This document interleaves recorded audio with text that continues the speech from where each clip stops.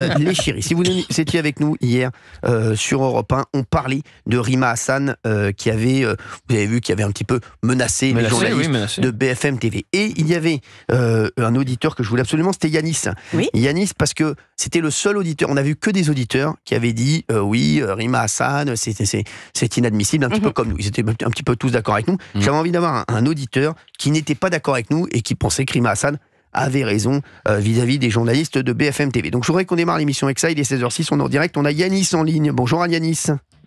Bonjour Cyril, bonjour à l'équipe. Merci d'être avec nous Yanis. Vous nous appelez d'où sur Europe 1 ? Paris 12. Paris 12, je connais très bien Paris 12. Où c'est la Porte Dorée ? Pas très loin. Pas très loin, d'accord. Porte de Charenton. Porte de Charenton, je connais très bien. J'allais me faire soigner là-bas. Ah oui. Oui, j'avais une molaire un petit peu, délicate. Oui. D'accord. J'avais mon dentiste là-bas. Très bien. Que j'embrasse d'ailleurs, Mahmoud Bijaoui. Docteur Bijaoui, bien sûr. Yanis, vous êtes d'accord avec Rima Hassan sur ses propos sur BFM TV plutôt hein. Mais oui, effectivement. Quand j'ai entendu donc ça a fait un buzz. Donc du coup, on a été tous un peu impactés par cette déclaration et puis la réaction des chroniqueurs de BFM Radio. Moi, personnellement, j'ai tendance... moi déjà, à l'origine, je suis déjà plus France Insoumise, donc déjà depuis le départ. Donc j'écoute quand même, je suis assez attentif à leurs déclarations. En toute honnêteté, je partage pas toujours tout de leur programme ou de leurs déclarations, mais entre autres, Rima Hassan est quand même une des personnes qui parle, qui réagit justement pour la défense un peu du peuple palestinien. Je veux juste rappeler quand même entre parenthèses que défendre un peuple qui est quand même meurtri ne veut pas forcément avoir comme conclusion que la personne qui défend le peuple palestinien est forcément tout de suite antisémite. Bien au contraire. Bien au contraire, moi j'ai été élevé donc avec une éducation ou avec ce qui s'est passé en 40 et avec tout ce qui en a découlé et c'est la parenthèse fermée fait que du coup par rapport à elle, sa déclaration, le buzz qui en fait, comme quoi elle fait des menaces vis-à-vis des journalistes de BFM. Oui. Voilà. Pour vous, prenez pas ça comme des menaces. Vous trouvez que c'est exagéré la réaction qui a été qu'on a eu hier, notamment ici sur Europe 1. Sur Europe 1, vous le remarquez, hein, on voulait absolument avoir Yanis. On aura Fabienne aussi avec nous dans un instant parce qu'on veut vraiment avoir tous les avis, même s'ils ne sont pas du tout d'accord avec nous. Et parfois, ça peut même nous ouvrir l'esprit. Hein. Parfois, il y a des gens avec qui on n'est pas d'accord, qui nous font réfléchir. On se dit finalement, j'avais peut-être pas raison sur tel ou tel sujet. Donc, Yanis, c'est pour ça qu'on voulait vous avoir aujourd'hui en début d'émission sur Europe 1. Donc, pour vous, la réaction après les propos de Rima Hassan, pour vous, était disproportionnée ? Pour moi, totalement disproportionnée, sachant que quand elle dit comme quoi la ligne éditoriale aura des comptes à rendre, pour moi, c'est pas une menace. C'est comme par exemple un médecin qui va faire une intervention. Il a quand même des comptes à rendre à son patient qu'il va opérer. Le problème, Yanis, si je peux me permettre, pardonnez-moi, c'est que quand elle dit vous aurez des comptes à rendre, ce n'est pas la première fois qu'elle dit à quelqu'un ad hominem vous aurez des comptes à rendre. Elle l'a fait notamment à un autre député européen à qui elle a dit également vous aurez des comptes à rendre avec des menaces. D'ailleurs, vous ne dormirez plus tranquille. Bellamy. Donc voilà, François-Xavier Bellamy qui a d'ailleurs porté plainte. Et donc c'est la réitération de tout ça qui donne un climat à tout ce que raconte à chaque fois Rima Hassan et qui la met à chaque fois dans une position de on va entre guillemets vous traîner alors pas devant les tribunaux parce que s'il y avait un problème traîne devant les tribunaux mais ne viens pas pointer du doigt en disant vous aurez des comptes à rendre de façon guerrière comme ça. Oui. Vous comprenez ce que je veux dire ? Oui, tout à fait.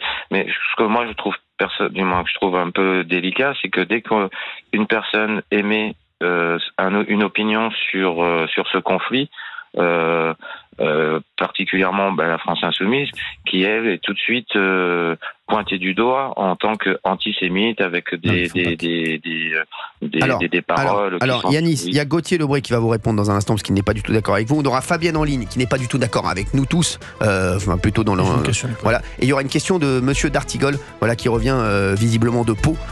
Merci Olivier D'Artigol, merci. Je vous avais pas vu. Je suis très heureux de vous voir. Bonjour Cyril. Merci. On se retrouve dans un instant. C'est compliqué de pas le voir. Oui, on se retrouve dans un instant sur Europe 1. S'il vous plaît, calmez-vous tout de suite. Il est 16h13. On est avec Yanis et on revient sûr Rima Hassan, qui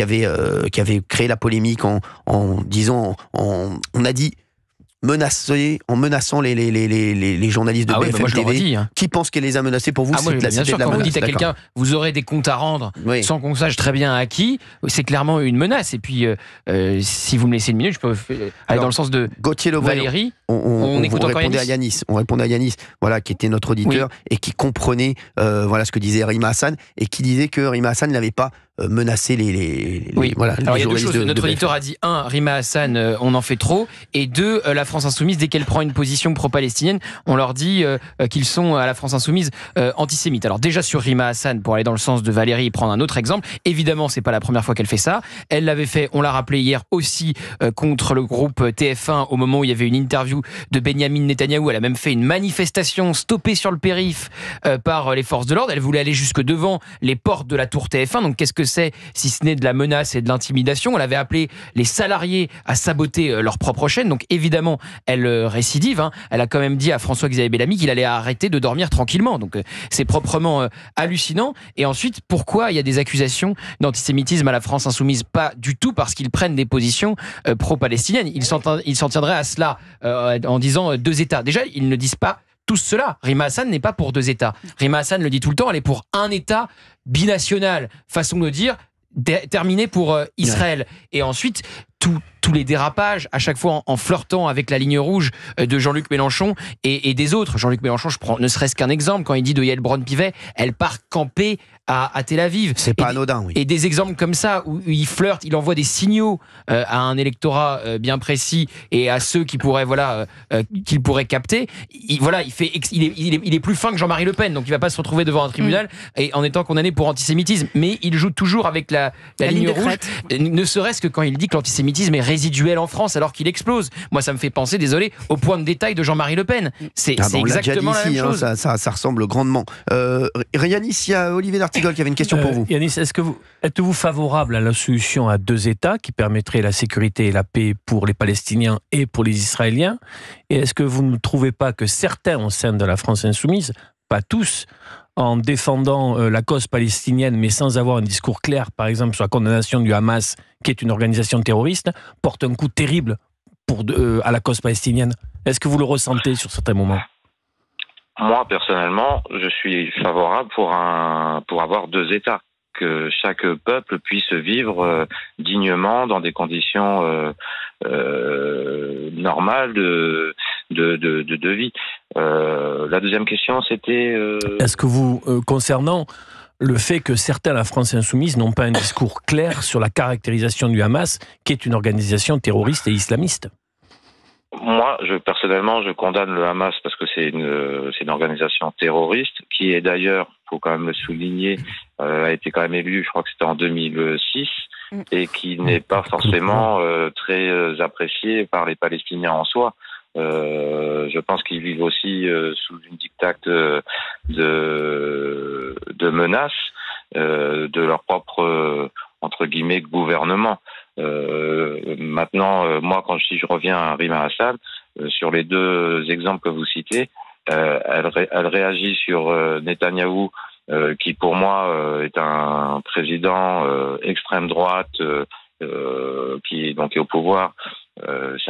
Pour moi personnellement, c'est un extrémiste religieux qui se dit avoir une armée la plus morale, mais qui empêche une population palestinienne de fuir de leur territoire, de leur terre.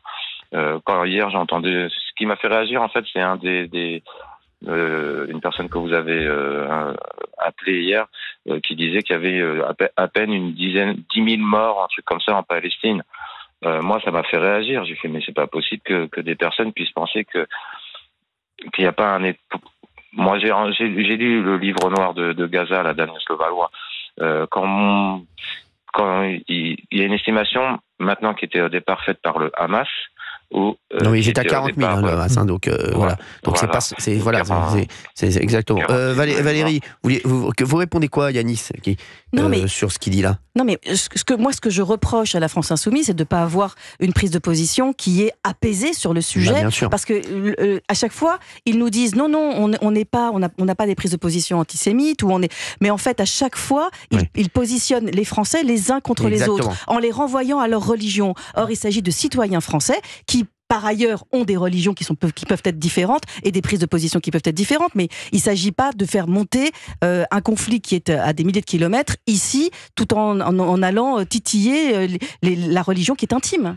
Merci Yanis. Je suis juste d'accord, mais dans le sens où, si on parle de Mélenchon, il a toujours prôné la laïcité. Non, il a bien changé de discours. Il a bien changé de discours, Jean-Luc Mélenchon. Ah non, là, il n'est plus laïcard. Là, Yanis, là, Jean-Luc Mélenchon, vous parlez de quelqu'un d'autre, à mon avis. C'est pas Jean-Luc Mélenchon, c'est. Il y a 10 ans, oui. Oui, Jean-Luc Mélenchon, je crois que c'est Jean-Luc Mélenchon. En tous les cas, merci d'avoir donné la Yanis, parole. au contraire. Et vous avez toujours votre place sur Europe 1, si vous voulez m'appeler sur d'autres sujets entre 16h et 18h. Vous êtes le bienvenu. Merci Yanis. En tous les cas, merci à vous. Vous nous rappelez quand vous voulez. Voilà, merci Yanis. Merci Yanis d'avoir été avec nous sur Europe 1. Merci beaucoup. On a Fabienne aussi qui est énervée. Fabienne, elle n'est pas du tout d'accord avec les journalistes qui disent que Rima Hassan a menacé les journalistes de BFM. Bonjour Fabienne, merci d'être avec nous sur Europe 1. Bonjour à tous. Merci Fabienne. Je tiens à préciser que je ne suis pas énervé. Ah d'accord, très bien. Alors c'est bien, comme nous. Nous aussi on est tranquille. Enfin on est un petit peu triste que Raphaël Nadal prenne sa retraite, mais sinon ça va. Oui, c'est très triste en effet. Alors Fabienne, dites-nous tout. Pour vous, les journalistes doivent rester neutres. Alors il me semble, oui. En tout cas, ils doivent s'atteler à donner les faits et rien que les faits. Alors pour la question il me semble que votre question porte sur le comportement de Rima Hassan. C'est ça. Et la réaction des journalistes de BFM. Alors, Rima Hassan, elle avait une antenne et elle a pu se permettre de dire quelque chose où elle n'aurait jamais pu le dire nulle part ailleurs parce qu'on ne lui aurait jamais posé la question sur le fait de effectivement recevoir des éloges d'un porte-parole de l'armée israélienne sur le traitement de l'information de ce conflit au Proche-Orient. Il les a critiqués dans la même interview. Oui, il les a critiqués dans la même interview. C'est ça. Non. Si, il a critiqué les BFM dans la même interview. Gauthier Lebray, oui. Il a critiqué BFM dans la même interview. Ok, très bien. Alors, laissez finir Fabienne. Mais ce que j'ai entendu, moi, c'est quand même... merci beaucoup, oui, vous traitez très bien l'information. Alors, peut-être que j'ai raté quelque chose, en effet. Alors, laissez finir Fabienne, laissez finir Fabienne, s'il vous plaît. Oui, voilà. Voilà, donc à partir de là, on a un élément qui fait qu'effectivement on peut s'interroger. Si le porte-parole les félicite, c'est qu'il y a quand même un parti pris, où il y a un angle d'attaque, il y a une ligne éditoriale. Moi, c'est vrai que je regarde très peu, donc je peux pas trop juger, mais ce que j'ai pu voir, malheureusement, m'a porté à croire cela. Mais peut-être que je devrais suivre davantage. Bon, j'en ai pas très envie, pour être honnête. Bon, mais voilà. Non, il faut que je sois honnête. Mais à partir de là, je ne vois pas en quoi sa réaction pour dire que, en effet, la ligne éditoriale de BFM est quand même très prononcée et en faveur de l'armée israélienne ou à tout le moins du gouvernement israélien. Mais on doit quand même tenir compte du fait qu'il y a un possible génocide, qu'il y a au moins un crime de guerre, des crimes de guerre qui sont commis par cet État. Donc, quand on interviewe le Premier ministre israélien, quand on donne la parole comme ça au porte-parole qui fait des éloges, alors c'est faux. Vous me dites que c'est faux. Alors, Fabienne, il y a quand même eu des propos qui le disaient. Fabienne, là, toute l'équipe est pas du tout d'accord avec vous, notamment Gauthier Lebray, bien entendu. Valérie aussi, vous allez répondre à Fabienne. Qui veut le faire, Valérie ou Gauthier? J'y vais. Alors déjà, sur les journalistes doivent être absolument neutres. Alors non, je suis désolé de le dire. La presse d'opinion existe depuis des dizaines d'années, sans quoi vous n'auriez pas chaque matin en kiosque Libération et Le Figaro. C'est donc que les journalistes ne doivent pas absolument être neutres. On n'est pas des lecteurs de dépêches de l'agence France Presse. Et si il y a pas de couleur lecteurs et qu'il n'y a que de la neutralité, il n'y a pas de lecteurs et pas de téléspectateurs.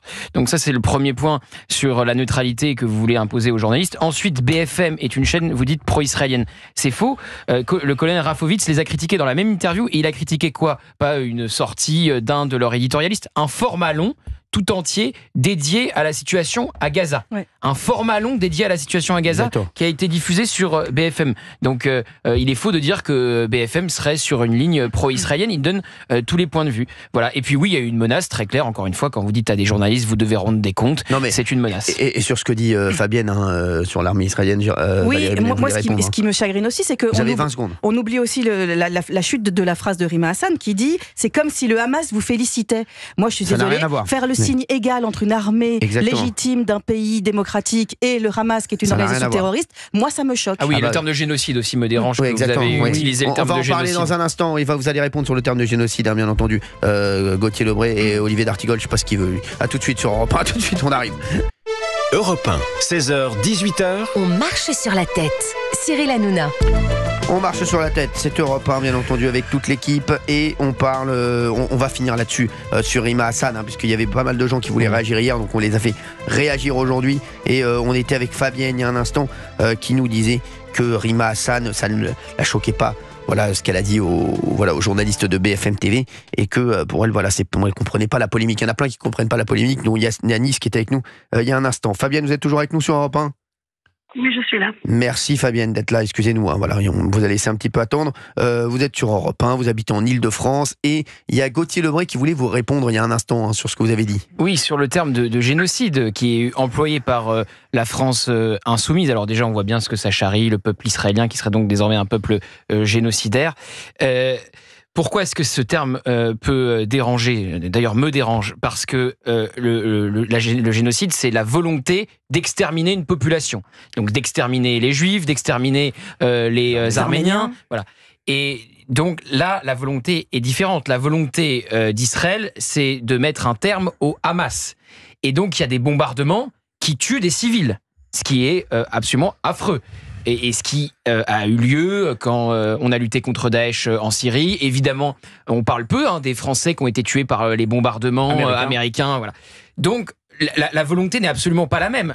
La volonté de quelqu'un qui serait un génocidaire, c'est d'exterminer une population pour ce qu'elle est. Là, la volonté d'Israël est différente. C'est de mettre un terme au Hamas. Alors que la volonté du Hamas et du Hezbollah, c'est quoi? La volonté du Hamas, c'est une volonté génocidaire. Exactement. Et la volonté du Hezbollah, pareil. Quand vous entendez dans les vidéos, puisqu'ils se sont eux-mêmes filmés et se féliciter, je cite, de tuer des Juifs, et il y en a un qui appelle ses parents papa, maman, j'ai tué 4 ou 5 Juifs. Voilà, la volonté était clairement une volonté génocidaire. C'était de tuer. C'est pour ça qu'on appelle ça un pogrom. C'était de tuer les Juifs pour ce qu'ils sont. Là, la volonté est différente. Donc, ce terme de génocide n'est pas approprié, et on voit très bien ce que cherche à faire la France insoumise quand ils emploient le terme de génocide. Olivier d'Artigol. Le génocide, c'est en effet, sa caractérisation, c'est l'élimination totale ou partielle d'une population pour des raisons, pour un groupe national, ethnique ou religieux. C'est la définition juridique. Par contre, notre auditrice a parlé de crimes de guerre. Là, il peut y avoir un sujet. Dans le sens où, dans la riposte israélienne, pour aller en effet taper le Hamas, mais le Hamas est sous terre, ce sont des lâches, ils exposent la population civile palestinienne, et c'est vrai qu'il y a un coût humain concernant cette population civile. Je pense aussi aux Libanais en ce moment, qui est un grave sujet, mais le problème, quelque chose de très lourd. Le problème, c'est qu'ils sont utilisés comme bouclier humain. C'est le problème aussi. Et la problématique qu'on a aussi, c'est que du fait des autorités israéliennes et du Hamas, on n'a pas de correspondant de guerre en fait dans cette zone-là. Et donc il y a un manque d'image. Ce qu'on sait, c'est quand on voit la destruction de Gaza City, par exemple, on se doute bien que les dégâts humains sont considérables. Merci. Fabienne, vous êtes toujours là? Oui, je suis là. Je voudrais pouvoir réagir. Allez-y, avec plaisir. Allez-y. Je vous remercie. Justement, sur la dernière intervention, oui, en effet, je suis d'accord avec vous. Et d'ailleurs, j'ai dit possible génocide et je n'ai pas dit qu'il y avait un génocide. Oui. Je ne suis pas de la France insoumise non plus. Je ne vote pas France insoumise. Je voudrais clarifier quelque chose. Il ne suffit pas d'être France insoumise pour avoir ces avis-là. on peut tous avoir des avis. Vous avez de nombreuses personnes sont attachées à la Palestine, à Israël. Jean Genet, par exemple, a milité beaucoup pour la Palestine. Bon, c'est pas particulièrement un LFiste. Bref, ça c'est une petite parenthèse. Je ne suis pas LFI. Je ne vote pas LFI. J'ai parlé de possible génocide. Je n'ai pas parlé de génocide. J'ai effectivement parlé de crimes de guerre et je remercie le monsieur qui vient de parler de l'avoir souligné. C'est pas très cru, je voudrais juste... Pardon ? C'est monsieur d'Artigol, hein, bien entendu. Olivier d'Artigol. Alors, monsieur d'Artigol, écoutez, très bien, monsieur d'Artigol. Mais je vous connais très mal, je ne connais pas bien vos chroniqueurs. Moi non plus. Je vous ai déjà entendu, bien entendu, mais moi je ne mal. Avec moi, on a un point commun, Fabienne. Merci. On ne se connaît pas. Et bon, on se connaîtra certainement jamais. Mais juste une petite chose. Oui, moi, je n'impose rien aux journalistes.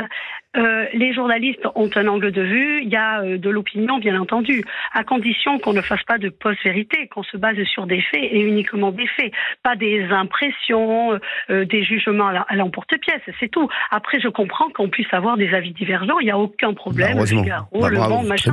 Tout cela n'est pas un souci, à condition que cela repose sur des faits. Je voudrais juste rappeler également que le gouvernement actuel israélien est un gouvernement d'extrême droite, composé de personnes qui ont assassiné un artisan de la paix, Yitzhak Rabin. Donc je veux bien, et puis que par ailleurs, des propos absolument épouvantables ont été tenus par ces gens-là à propos des Palestiniens, qui étaient des animaux qu'on pouvait bien détruire. Donc l'intention, moi je n'en sais rien, je ne suis pas d'abord experte et puis ensuite je ne sais pas s'il y a une réelle intention. En tout cas, il y a des faits, il y a des actes qui nous font penser qu'il y a quand même sujet à se poser la question du génocide. Mais je n'en sais rien. Personnellement. Merci. Et bon, il se trouve que des instances internationales se posent également la même question. Est-ce que nous sommes tous, les gens qui se posent des questions sur le génocide, tous des gens absolument farfelus ou je ne crois pas. Je ne le crois pas.